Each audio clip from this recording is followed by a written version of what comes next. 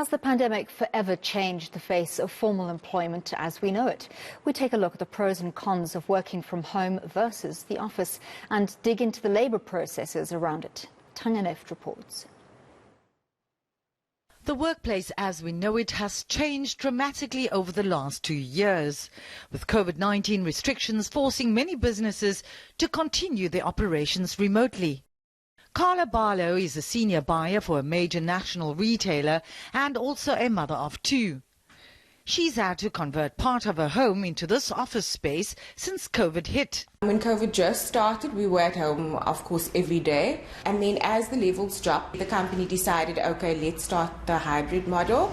And now we've permanently 3 days and at the office and 2 days at home. I get a lot more done in a shorter space of time, so highly productive. To mention the cost, it's cost effective as well, saving on petrol. And then things are just a lot more easy on your mental health as well. Meanwhile, marketing specialist Matt Richardson says their company business model has always been based on remote working and it's proven to be effective. I think what I like about it is also it gives you a sense of responsibility. You're responsible for your own time and your own work and getting it sort of done, but in your own space and also in your own time. So it allows you to manage your time a lot better.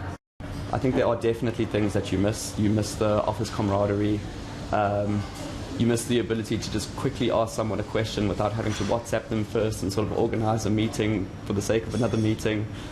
So there are definitely moments where you do feel a little bit isolated. So is this the way of the future for companies in general? And just how would such a workforce perform within the requirements of their jobs? We are on the cusp of the fourth industrial revolution, and over the next few years you're going to see the workforce dwindle to the extent that a lot of people will be working from home, be working from their own environment.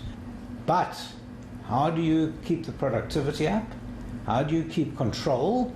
And how do you then implement our labour laws? How, for instance, health and safety regulations. Do you go to someone's house and say, is there enough ventilation? Is your desk safe? Those sort of things we're not going to be able to handle properly. And we need to readjust our mindset. We need to adjust the laws. And we certainly need to readjust the relationship between the employer and the employee. Because there's not going to be that control.